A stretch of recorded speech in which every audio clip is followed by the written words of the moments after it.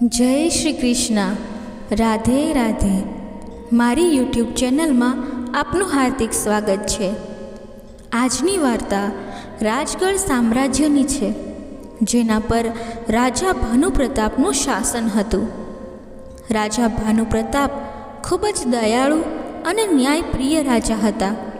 તેમના રાજ્યના બધા લોકો ખૂબ જ ખુશ અને સુખી હતા.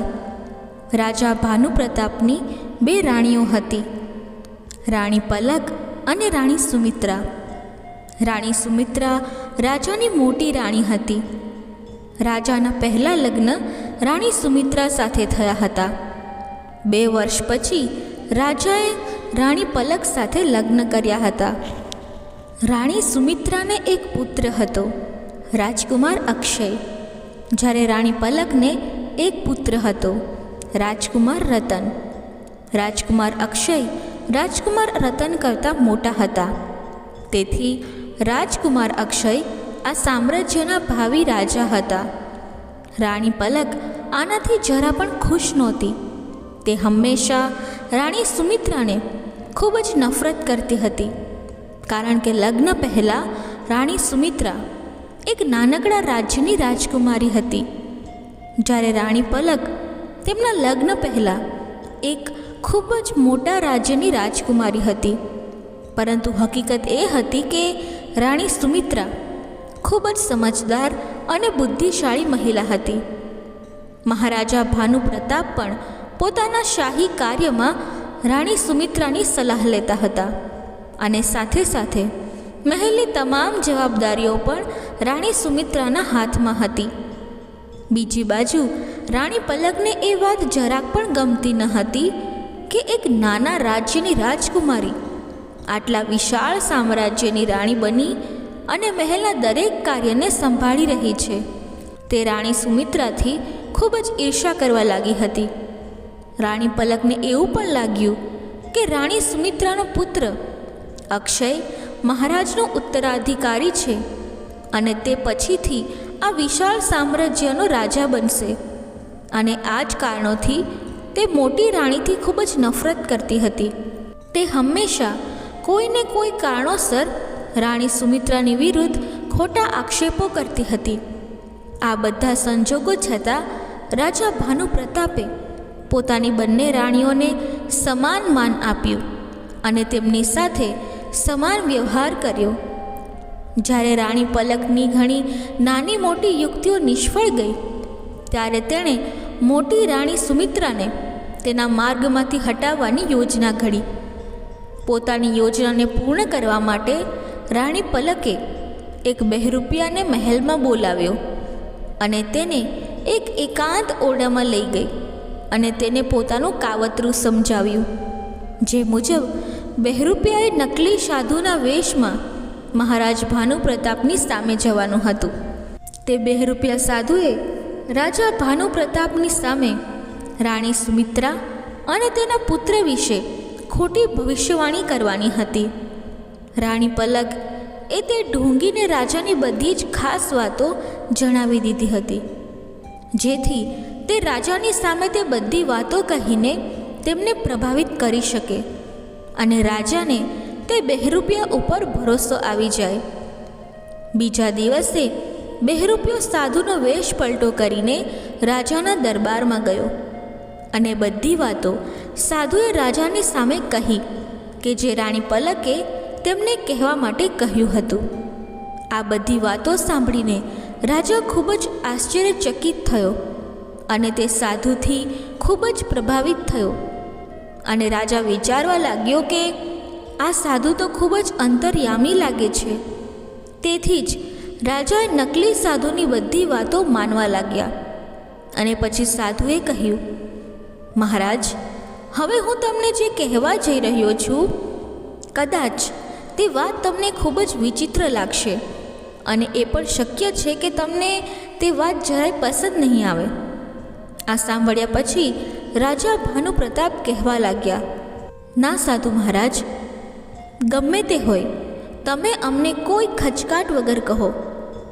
રાજાની ખાતરી પર નકલી સાધુએ કહ્યું, મહારાજ, તમારો મોટો દીકરો રાજકુમાર અક્ષય ભવિષ્યમાં સારો રાજા સાબિત નહીં થાય, તે તમારી સારી સંભાળ પણ નહીં લે. એમ કહીને તે સાધુ ચૂપ થઈ ગયા. ત્યારે રાજાએ કહ્યું, તમે કેમ ચૂપ થઈ ગયા સાધુ મહારાજ?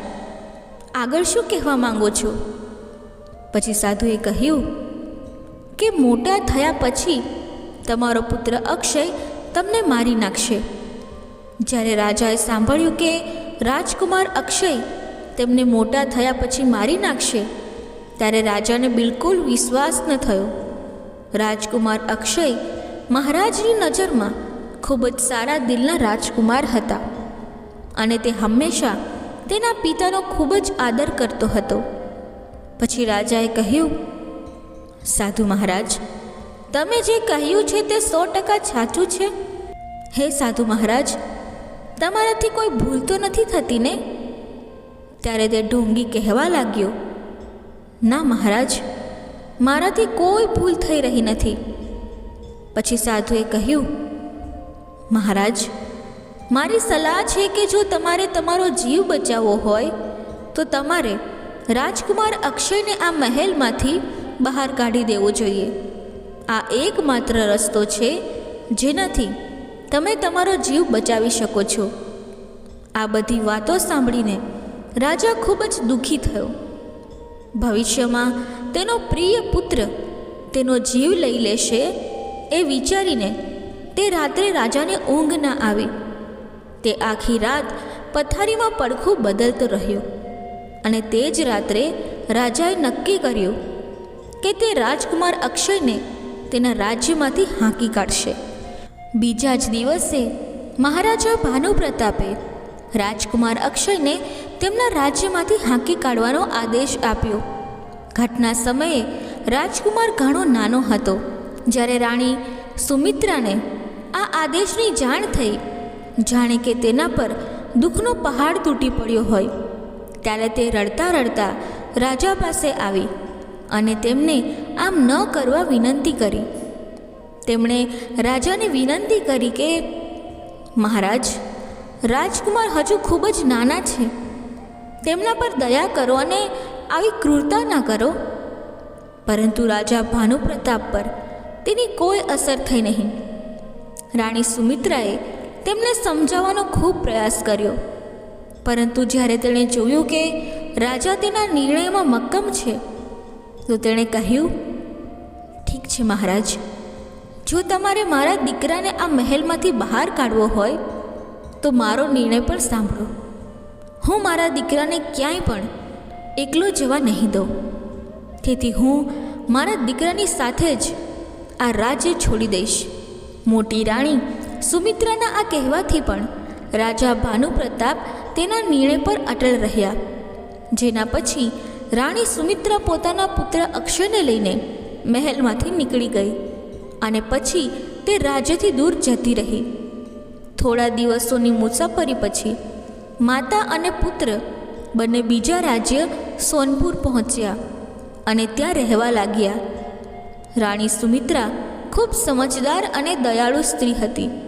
તે માટીના ઘડા બનાવીને બજારમાં વેચતી હતી અને આવી રીતે તે અને તેનો પુત્ર પોતાનું ગુજરાન ચલાવતા હતા. હવે બંને સાદું જીવન જીવી રહ્યા હતા. રાજકુમાર અક્ષય પણ તેની માતાને મદદ કરતો હતો. આ રીતે રાણી સુમિત્રા અને રાજકુમાર અક્ષયનું જીવન રાતોરાત સંપૂર્ણપણે બદલાઈ ગયું હતું. બંને એક મહેલમાંથી ઝૂંપડીમાં આવી પહોંચ્યા હતા. સમય પોતાની ગતિએ પસાર થઈ રહ્યો હતો.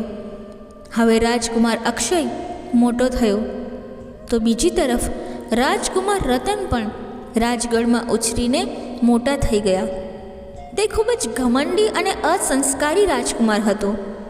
તે તેના પિતા સાથે બદતમીઝીથી વાત કરતો હતો. તેમનું વર્તન સારા રાજકુમાર જેવું નહોતું. રાજા ભાનુપ્રતાપે હંમેશા રતનને સમજાવવાનો પ્રયાસ કર્યો કે રાજકુમાર, તમે આ વિશાળ સામ્રાજ્યના રાજકુમાર છો અને કાલે તમારે આ સામ્રાજ્યને રાજા બનવું પડશે.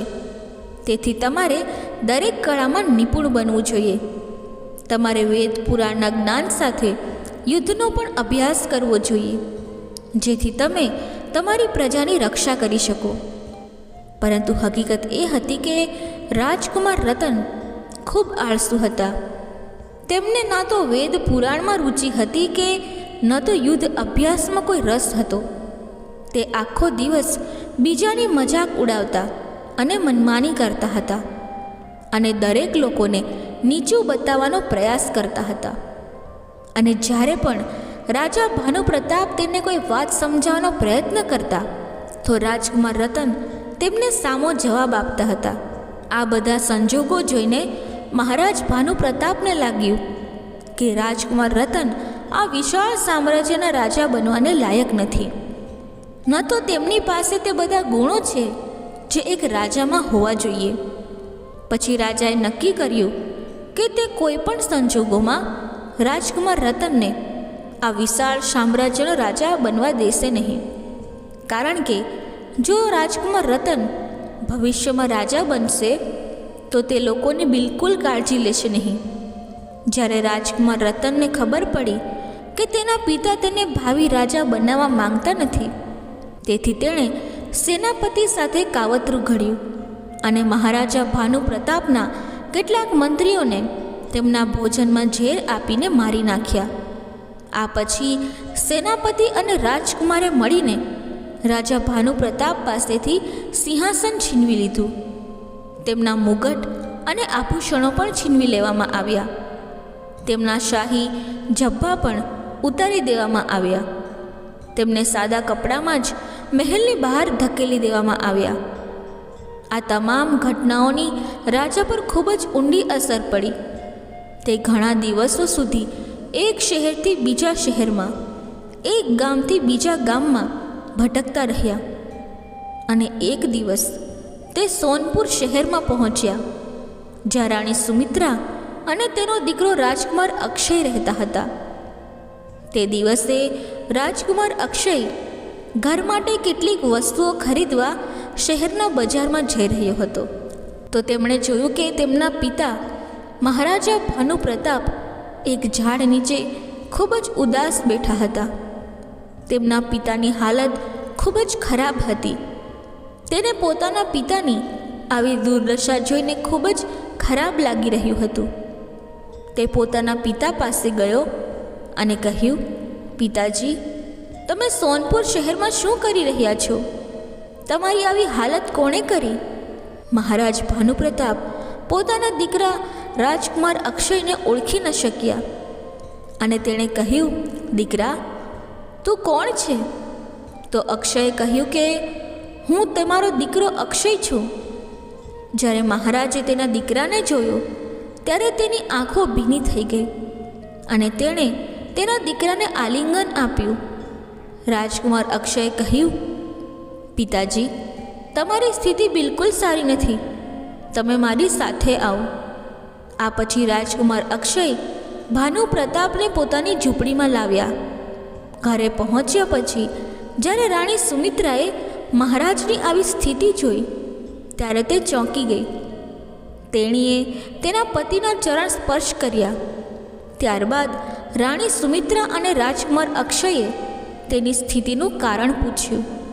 પછી મહારાજા ભાનુપ્રતાપે તેમને બધું કહ્યું કે રાજકુમાર રતન આજ સુધી તેમની સાથે કેવો વ્યવહાર કર્યો હતો અને હવે સિંહાસન પર કબજો કરવાના પ્રલોભનમાં તેણે દરબારના બધા મંત્રીઓને મારી નાખ્યા અને સેનાપતિ સાથે મળીને મને મહેલમાંથી બહાર કાઢી નાખ્યો. આ બધી વાત જાણ્યા બાદ રાજકુમાર અક્ષયે કહ્યું, પિતાજી, ચિંતા ના કરો. મને લાગે છે કે રાજકુમાર રતનને કોઈ ગેરમાર્ગે દોર્યા છે, તેથી જ તેણે ઉતાવળમાં આ કર્યું છે. મને ખાતરી છે કે તેને ટૂંક સમયમાં જ તેની ભૂલનો અહેસાસ થશે અને તે તમારી પાસે માફી માંગશે. પોતાના દીકરાની વાતો સાંભળીને રાજા મનમાં ને મનમાં વિચારવા લાગ્યા કે અક્ષયને તેના ભાઈ માટે કોઈ ઈર્ષ્યા કે નફરત નથી. આ પછી તેઓ બધાએ સાથે ભોજન કર્યું અને પછી તેઓ સૂઈ ગયા. તે દિવસથી મહારાજે રાણી સુમિત્રા અને તેમના પુત્ર અક્ષય સાથે રહેવાનું શરૂ કર્યું. બંનેએ રાજા ભાનુપ્રતાપની ખૂબ જ કાળજી લીધી. જ્યારે રાજા ભોજન પૂરું કરી લેતા ત્યારે જ રાજકુમાર ભોજન કરતો. રાજકુમાર અક્ષય પોતાના પિતાની ઘણી સેવા કરતો હતો. હવે રાજાને રાજકુમાર અક્ષય અને રાણી સુમિત્રા સાથે રહેતા રહેતા ઘણા મહિનાઓ વીતી ગયા હતા. એક દિવસ રાજા ભાનુપ્રતાપ એકલા બેઠા હતા. ત્યારે તેઓ વિચારવા લાગ્યા કે મેં રાજકુમાર અક્ષયને મહેલમાંથી હાંકી કાઢી દીધો હતો અને તેમને સંપૂર્ણપણે ત્યજી દીધા હતા. મારા કારણે જ રાણી સુમિત્રાને અને તેના પુત્ર અક્ષયને રાજમહેલથી આટલા દૂર કોઈ અજાણી જગ્યાએ એકલા રહેવું પડ્યું અને મારા કારણે જ તેમને રાતોરાત મહેલમાંથી ઝૂંપડીમાં આવવું પડ્યું. આ બધા પછી પણ મારો દીકરો અક્ષય મને ખૂબ જ માન આપી રહ્યો છે અને મારી ખૂબ સેવા કરી રહ્યો છે. તો બીજી તરફ રાજકુમાર રતન, જેને મેં હંમેશા બધું જ આપ્યું છે, તેની બધી ઈચ્છાઓ પૂરી કરી હતી. તેણે મને રાજ્ય પર કબજો કરવાના લોભમાં મહેલની બહાર ધકેલી દીધો. હવે મહારાજ ભાનુપ્રતાપને ઘણું દુઃખ થઈ રહ્યું હતું. તેને લાગવા લાગ્યું કે તેણે તેના જીવનમાં સૌથી મોટી ભૂલ એ કરી હતી કે તેણે સાધુના શબ્દો પર વિશ્વાસ કર્યો હતો. પરંતુ હવે આ બાબત હાથની બહાર થઈ ગઈ હતી. હવે ભાનુપ્રતાપે પોતાની પત્ની અને રાજકુમાર અક્ષય સાથે સોનપુર રાજ્યમાં રહેતા લગભગ 1 વર્ષ વીતી ગયું હતું. સોનપુર રાજ્યનો એક રાજા હતો. તેમનું નામ રાજા વિજયસેન હતું. રાજા વિજયસેનને એક પુત્રી હતી જેનું નામ રાજકુમારી ચંદ્રપ્રભા હતું. રાજકુમારી ચંદ્રપ્રભા ખૂબ જ સુંદર અને બુદ્ધિશાળી છોકરી હતી. એક દિવસે તે રાજકુમારી બગીચામાં ફરી રહી હતી. તેને બગીચામાં ચાલવું ખૂબ જ ગમતું હતું અને આજે તેના પિતા પણ તેની સાથે હતા. બગીચામાં ચાલતા ચાલતા રાજકુમારીની નજર ઝાડ પર બેસેલા સુંદર સોનેરી રંગના પોપટ ઉપર પડી. ઝાડ પર બેસેલો પોપટ રાજકુમારીને જોઈ રહ્યો હતો. રાજકુમારી તે ઝાડની નજીક આવી અને બોલી, "કેટલું સુંદર પક્ષી છે! મારી પાસે આવો, હું તમને ખાટા મીઠા રસદાર ફળો ખવડાવીશ." તેની વાત સાંભળીને પોપટ બોલ્યો, "હું પણ એવું જ ઈચ્છું છું કે હું તમારા જેવી સારા દિલની અને સુંદર રાજકુમારી પાસે રહું અને ખાટા મીઠા રસવાળા ફળો ખાઉં. પણ હું શહેરમાં ફરવા માટે બહાર નીકળ્યો છું, એટલે જ હવે હું જાઉં છું."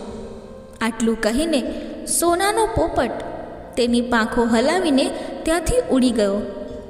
રાજકુમારી ચંદ્રપ્રભાને આશ્ચર્ય થયું કે આ સુંદર પક્ષી માણસની ભાષા બોલે છે.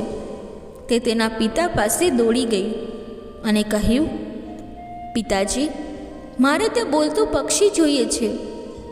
રાજા વિજયસેનને પહેલાં તો કશું સમજાતું નહોતું કે રાજકુમારી શું કહી રહી હતી.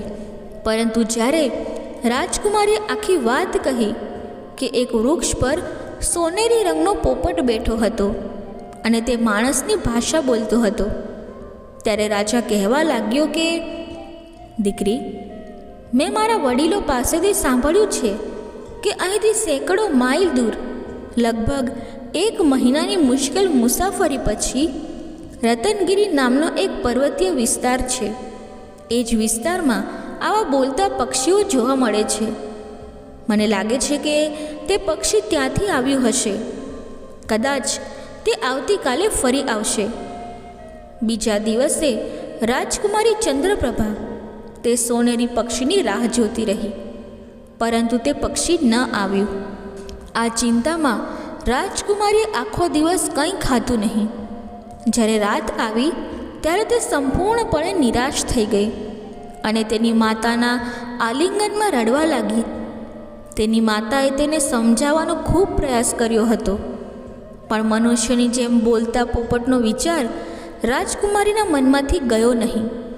દીકરીનું દુઃખ જોઈને રાજા પણ હવે પરેશાન થઈ ગયો. જ્યારે 2-3 દિવસ આ રીતે પસાર થઈ ગયા તો રાજા અને રાણી ચિંતિત થઈ ગયા કે ક્યાંક તેમની દીકરી બીમાર ન પડે. ત્યારે મહારાજ વિજયસેનના મનમાં એક વિચાર આવ્યો કે તે આ લાંબી મુસાફરી કરીને પોતે રત્નાગીરી વિસ્તારમાં જશે અને ત્યાંથી તે સોનાનો પોપટ પકડી લાવશે અને તેને રાજકુમારી પાસે લાવશે. જ્યારે રાજાએ રાણીને કહ્યું ત્યારે તેણીએ કહ્યું કે જો તમે આ યાત્રા પર જાઓ છો તો તમે જાણો છો કે 1 મહિનાની લાંબી યાત્રા છે. આટલા દિવસો સુધી કોણ રાજ્યનું શાસન સંભાળશે અને તે પોપટને શોધવામાં કેટલો બધો સમય લાગશે. તમારે રાજ્યમાં જાહેરાત કરવી જોઈએ કે જે કોઈ પણ રતનગીરી પર્વતના વિસ્તારમાંથી તે સોનેરી પોપટ લાવશે તેને 100 અસરફીઓ ઇનામ તરીકે આપવામાં આવશે. રાજાને તેની પત્નીની આ યુક્તિ ખૂબ ગમી અને તે જ સમયે રાજાએ જાહેરાત કરી કે જે કોઈ પણ સેંકડો માઇલ દૂર રતનગીરીના પર્વતીય વિસ્તારમાંથી સોનેરી પક્ષીને પકડીને લાવશે તેમને ઘણા પુરસ્કારો એનાયત કરવામાં આવશે. આ જાહેરાત સાંભળીને ઘણા લોકો પોતાનું નસીબ અજમાવવા માટે આગળ આવ્યા. રતનગીરીનો પર્વતીય વિસ્તાર ઘણો દૂર હતો અને તેમનો માર્ગ ખૂબ જ મુશ્કેલ હતો. રસ્તામાં ઘણા પર્વતો, નદીઓ અને જંગલો હતા. જંગલમાં ઘણા ખૂંખાર જંગલી પ્રાણીઓ હતા. જે લોકો ગયા તે ઊંચા પર્વતો પર ચડી શક્યા નહીં. જંગલના પ્રાણીઓને જોઈને કેટલાક લોકોએ હિંમત ગુમાવી દીધી. પરિણામ એ આવ્યું કે ઘણા દિવસો પસાર થયા પછી પણ રતનગીરીના પર્વતોમાંથી તે સોનાનો પોપટ કોઈ લાવી શક્યું નહીં. એક દિવસ જ્યારે રાજકુમાર અક્ષયે આ જાહેરાત સાંભળી ત્યારે તેણે વિચાર્યું કે શા માટે તે આ કાર્ય ના કરે. જ્યારે તેણે તેના પિતા અને તેની માતાને આ કહ્યું ત્યારે પહેલાં તો તેના પિતાએ આ વાત માટે ના પાડી, પરંતુ રાજકુમાર અક્ષય દ્વારા વારંવાર સમજાવ્યા પછી બંને માતા પિતા આ માટે સંમત થયા. પોતાના માતા પિતાની પરવાનગી લઈને રાજકુમાર અક્ષયે મહારાજ વિજયસેનના મહેલ તરફ ગયો. જ્યારે તેઓ મહેલ પહોંચ્યા ત્યારે તેમણે રાજા વિજયસેન પાસે રતનગીરીના પર્વતો પર જવાની પરવાનગી માંગી. જ્યારે તે મહેલમાં પહોંચ્યો ત્યારે ત્યાં હજુ એક યુવાન હાજર હતો જેમનું નામ સૂર્યકાંત હતું. તે પણ આ અનોખા પોપટને પકડવા માટે મહારાજનો આદેશ લેવા આવ્યો હતો. મહારાજે બંનેને આ યાત્રા પર જવાની મંજૂરી આપી અને એમ પણ કહ્યું કે તેઓ શક્ય તેટલી વહેલી તકે પક્ષીને લઈને આવે, કારણ કે રાજકુમારી ચંદ્રપ્રભાની સ્થિતિ દિવસે ને દિવસે ખરાબ થઈ રહી હતી. બંને યુવાનો તેમના ઘોડા ઉપર તે મુશ્કેલ મુસાફરી પર નીકળ્યા. સૂર્યકાંત નામનો યુવાન ખૂબ જ ઘમંડી હતો. તેણે અક્ષયને કહ્યું, ભાઈ, તમે નાના અને સામાન્ય માણસ લાગો છો. જાઓ અને કોઈ મહેનત મજૂરીનું કામ કરો. તમે આ ચક્કરમાં ન પડશો. પરંતુ જ્યારે રાજકુમારે આ વાત સાંભળી ત્યારે તે ગુસ્સે ન થયો અને હસીને કહ્યું, ભાઈ, તમે મારી ચિંતા છોડી દો. હું આ કામ કોઈને કોઈ રીતે પૂરું કરીશ. હું અહીં માત્ર આ માટે જ આવ્યો છું કે જલ્દીથી જલ્દી રાજકુમારી સારી થઈ જાય. બંને વાતો કરતાં કરતાં ખૂબ જ દૂર નીકળી ગયા. જ્યારે તેઓ ગાઢ જંગલમાંથી પસાર થઈ રહ્યા હતા ત્યારે તેઓએ એક ઝાડ નીચે એક વૃદ્ધ માણસ અને એક વૃદ્ધ મહિલાને જોયા. બે યુવાનોને આવતા જોઈને વૃદ્ધ માણસ ઊભો થયો અને તેમની સામે રોકાવાનો સંકેત આપ્યો. વૃદ્ધ માણસને પોતાની સામે આવતો જોઈને સૂર્યકાંત ગુસ્સે થઈ ગયો. તેણે ગુસ્સામાં કહ્યું, ભિખારી, કેમ મારા વચ્ચે આવી ગયો? આટલું કહીને તે ઘોડા પરથી નીચું વળીને તે વૃદ્ધ માણસને ધક્કો માર્યો અને તે ગરીબ વૃદ્ધ માણસ જમીન પર પડી ગયો. તેમને પડતો જોઈને તેમની પત્ની મોટેથી રડવા લાગી. રાજકુમાર અક્ષય ઝડપથી ઘોડા પરથી નીચે ઉતર્યા અને તેણે વૃદ્ધ માણસને જમીન પરથી ઉપાડ્યો અને કહ્યું, બાબા, તમને ક્યાંય ઈજા તો નથી થઈને? તે વૃદ્ધ માણસ રાજકુમારના સહારે ઊભો થયો અને તે કહેવા લાગ્યો કે તે એક ખૂબ જ દુષ્ટ માણસ હતો. જો મને ખબર હોત કે તે આ પ્રકારનો માણસ છે તો મેં તેની પાસે ક્યારેય મદદ માંગી ન હોત. રાજકુમાર અક્ષયે કહ્યું, જવા દો બાબા, તમે મને કહો કે તમારે શું સહાયતા જોઈએ છે? વૃદ્ધે કહ્યું, દીકરા, અમે સવારથી ઘરે જવા નીકળ્યા છીએ. હું મારી પત્ની સાથે મારી બહેનના ઘરેથી આવી રહ્યો છું. અમારું ગામ અહીંથી થોડા જ અંતરે છે. અમે બંને વૃદ્ધ છીએ અને ચાલવાથી થાકી ગયા છીએ અને ભૂખને કારણે પીડાઈ રહ્યા છીએ. તમારી પાસે ઘોડો છે, તેથી અમે ઈચ્છીએ છીએ કે તમે અમને અમારા ઘરે પહોંચાડી દો, જેથી અમે ભોજન કરીને આરામ કરી શકીએ. તમારી ખૂબ ખૂબ મહેરબાની થશે કે તમે અમારી આટલી સહાયતા કરી દો. વૃદ્ધ માણસની વાત સાંભળ્યા પછી અક્ષયે તેનું ભોજન બહાર કાઢ્યું અને તે બંનેને આપ્યું, જે તેની માતાએ તેને બનાવીને આપ્યું હતું, જેથી જો તેને મુસાફરી દરમિયાન ભૂખ લાગે તો તે આ ભોજન ખાઈ શકે. જ્યારે વૃદ્ધ માણસ અને વૃદ્ધ સ્ત્રી બંનેએ ખાવાનું પૂરું કરી લીધું ત્યારે અક્ષયે તે બંનેને પોતાના ઘોડા ઉપર બેસાડ્યા અને પોતે પગપાળા ચાલતા ચાલતા ઘોડાની લગામ પકડીને તેમને તેમના ઘરે લાવ્યા. ઘરે પહોંચ્યા પછી પતિ પત્ની બંનેએ અક્ષયને ખૂબ આશીર્વાદ આપ્યા. તેઓ ઘરે પહોંચ્યા ત્યાં સુધીમાં સાંજ પડી ચૂકી હતી. હવે વૃદ્ધ પતિ પત્ની બંનેએ રાજકુમાર અક્ષયને પોતાના ઘરે રોકાઈ જવા માટે મનાવી લીધો, કારણ કે રાત્રે મુસાફરી કરવી સારી રહેશે નહીં. રાજકુમાર અક્ષયે તેમની આ વાત સ્વીકારી અને તે પછી વૃદ્ધે કહ્યું, દીકરા, તમે ક્યાં જઈ રહ્યા છો? જવાબમાં રાજકુમારે તેને આખી વાત કહી અને કહ્યું કે રતનગીરી પર્વત પર સોનાના પોપટની શોધમાં જઈ રહ્યો છે, જે માણસની જેમ બોલે છે, જેથી તે પક્ષીને લઈ શકે અને તેને રાજકુમારી ચંદ્રપ્રભાને સોંપી શકે. રાજકુમારના શબ્દો સાંભળીને વૃદ્ધે વિચાર કર્યો અને પછી કહ્યું, મેં પણ સાંભળ્યું છે કે રતનગીરી પર્વત વિસ્તારમાં કેટલાક સોનેરી રંગના પોપટ છે, જે મનુષ્યોની જેમ બોલે છે. પરંતુ રતનગીરી પર્વત સુધી જવાના બે રસ્તા છે. એક રસ્તો ખૂબ જ ખતરનાક છે અને તે રસ્તો ખૂબ જ મુશ્કેલ છે. બીજો રસ્તો ખૂબ જ સરળ છે. જો ઘોડો ઝડપી હોય તો થોડા કલાકોમાં પહોંચી શકાય છે અને તે માર્ગ પર કોઈ જોખમ નથી. વૃદ્ધે રાજકુમાર અક્ષયને રસ્તો ખૂબ જ સારી રીતે સમજાવ્યો. તે રાત્રે તેઓ બધા સૂઈ ગયા અને બીજી સવારે જ્યારે રાજકુમાર તેની મુસાફરી પર નીકળવાનો હતો ત્યારે વૃદ્ધે તેના ઘરની પાછળના ઝાડમાંથી ઘણા જામફળ તોડ્યા અને રાજકુમારને આપીને કહ્યું, રતનગીરી પર્વતની પક્ષીઓને આ ફળ ખૂબ જ ગમે છે. તેઓ તેને ખૂબ જ પ્રેમથી ખાય છે, કારણ કે આ ફળ તે વિસ્તારમાં જોવા મળતું નથી. તેથી જ પક્ષીઓ તેની શોધમાં અહીં સુધી પણ આવે છે. તમે આ ફળ તમારી સાથે રાખો. મને ખાતરી છે કે આ ફળોની સુગંધ ત્યાંના પક્ષીઓને તમારી તરફ ખેંચશે અને કદાચ આ પક્ષીઓમાંથી કોઈ એક માણસની જેમ વાત કરે.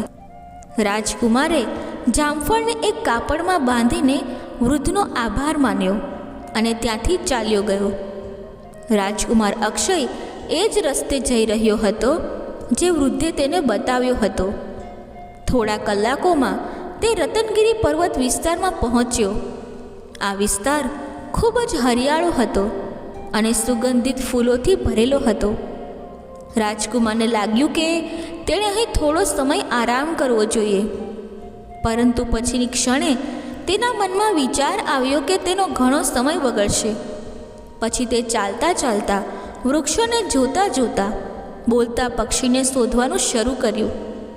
થોડી જ વારમાં તે એક એવી જગ્યા પર પહોંચ્યો જ્યાં વૃક્ષો પર ઘણા નાના મોટા પક્ષીઓ બેઠા હતા અને તે બધા પક્ષીઓ કિલકિલ કરતા હતા.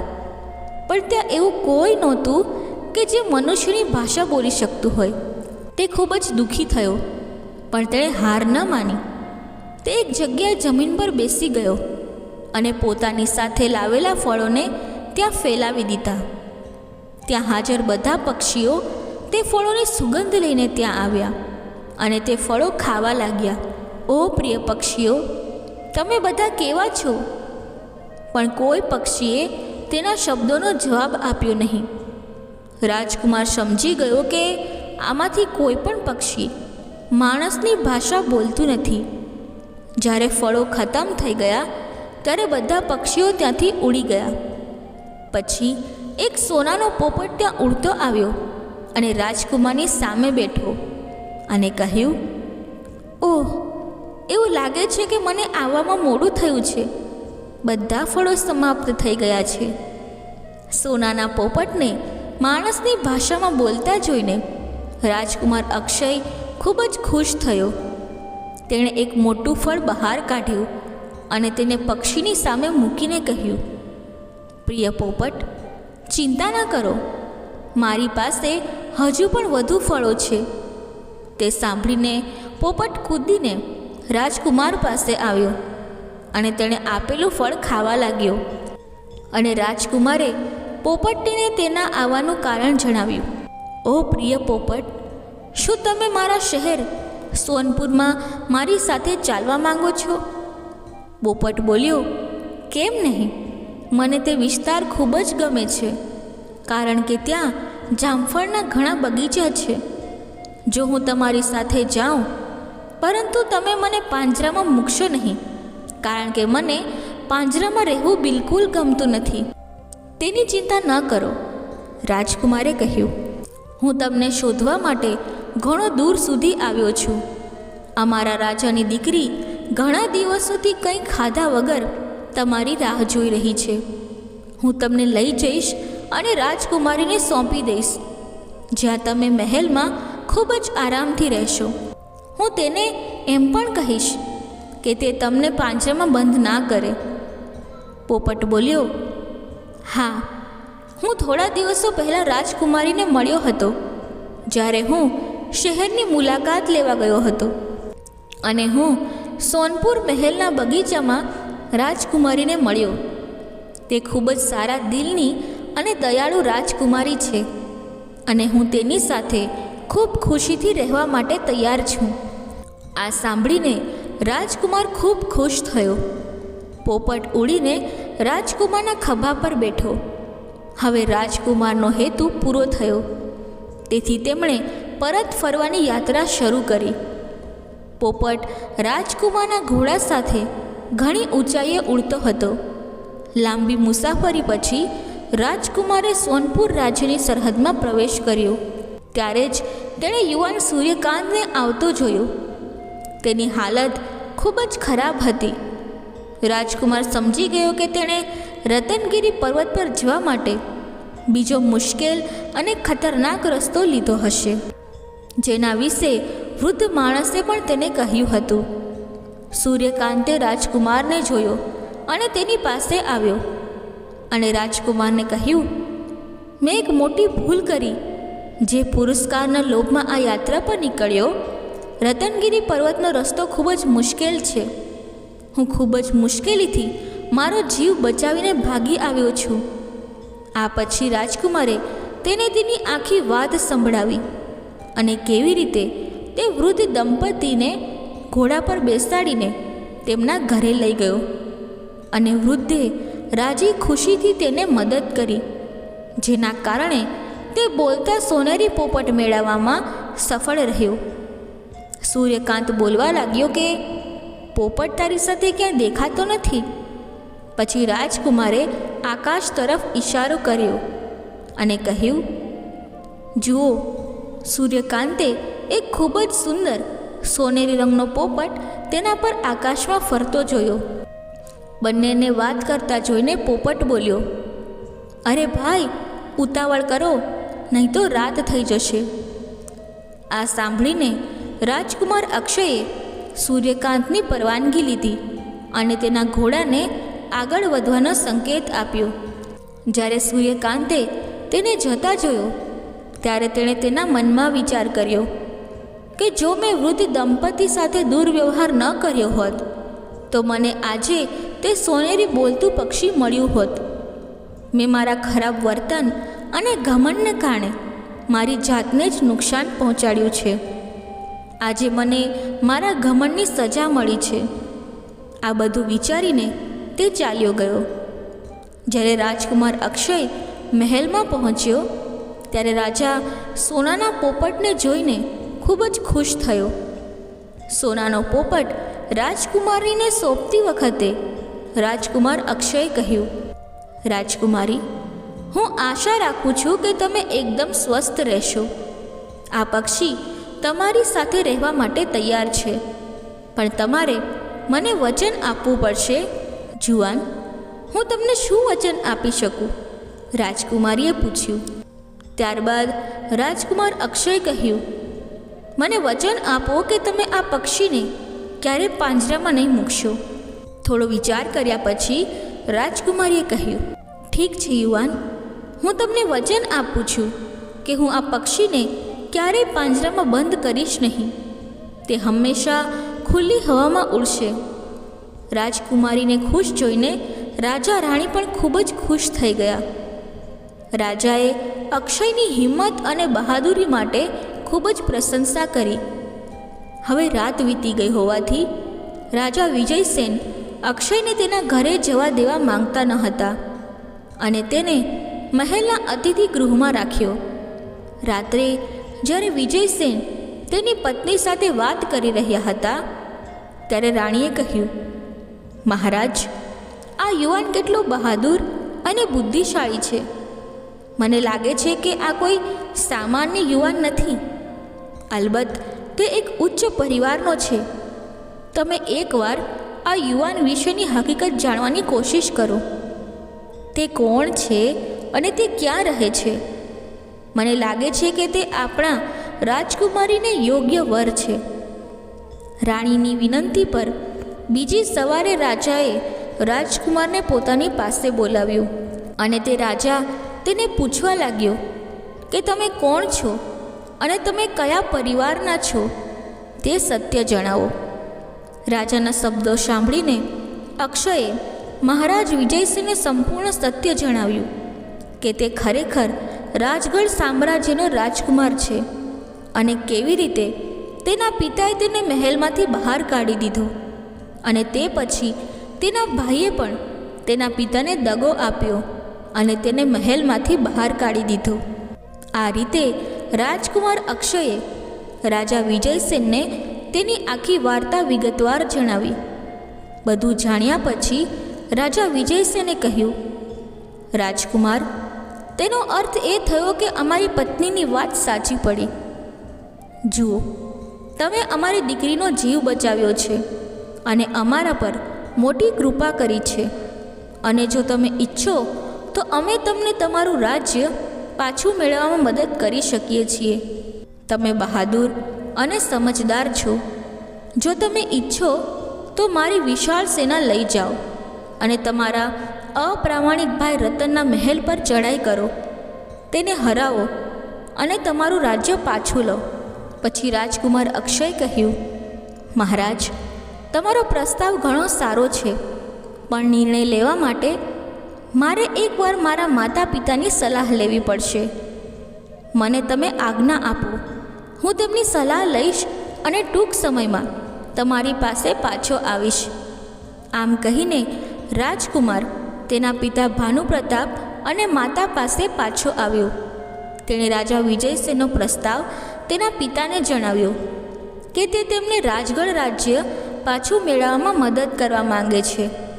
ભાનુપ્રતાપ આ સાંભળીને ખૂબ જ ખુશ થયો અને કહ્યું, પુત્ર, આ તકને હાથથી જવા ન દો અને મહારાજ વિજયસેનની મદદથી શક્ય તેટલી વહેલી તકે તમારું સામ્રાજ્ય પાછું મેળવો. અને પછી એવું બન્યું કે વિજયસેને તેની વિશાળ સેનાને રાજકુમાર અક્ષય અને તેના પિતા ભાનુપ્રતાપને સોંપી દીધી. ત્યારબાદ રાજગઢમાં રાજકુમાર રતનના મહેલ પર હુમલો કરવામાં આવ્યો અને તેને બંદી બનાવવામાં આવ્યો. પછી રાજકુમાર રતને તેમને સંપૂર્ણ સત્ય જણાવ્યું અને કહ્યું કે આ તમામ કાવતરું તેની માતા રાણી પલક દ્વારા ઘડવામાં આવ્યું હતું, જેમણે મહારાજની સામે એક બહેરૂપિયાને સાધુ તરીકે મોકલ્યો હતો, જેની ખોટી ભવિષ્યવાણીને કારણે રાજા ભાનુપ્રતાપે રાણી સુમિત્રા અને રાજકુમાર અક્ષયને રાજ્યમાંથી બહાર કાઢી દીધા હતા. સંપૂર્ણ સત્ય જાણ્યા પછી મહારાજ ભાનુપ્રતાપે તેની નાની રાણી પલક અને રાજકુમાર રતનને દેશ નિકાલાની સજા સંભળાવી. તેઓ તેમની મોટી રાણી સુમિત્રા અને તેમના પુત્ર અક્ષય સાથે મહેલમાં આરામથી રહેવા લાગ્યા. પછી સોનપુરના રાજા વિજયસેને પોતાની પુત્રી ચંદ્રપ્રભાના લગ્ન રાજકુમાર અક્ષય સાથે કરી દીધા. થોડા સમય પછી રાજકુમાર અક્ષયને રાજગઢનો રાજા બનાવવામાં આવ્યો. રાજતિલક કર્યા પછી રાજા ભાનુપ્રતાપે પોતાનું બાકીનું જીવન ભગવાનની ભક્તિમાં વિતાવવાનું શરૂ કર્યું.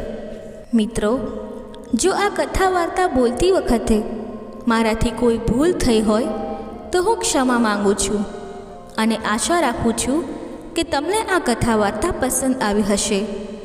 જો તમને આ પસંદ આવી હોય તો વિડીયોને લાઈક કરી ચેનલને સબસ્ક્રાઈબ જરૂરથી કરી લેજો અને કમેન્ટ બોક્સમાં હર હર મહાદેવ જરૂરથી લખી લેજો.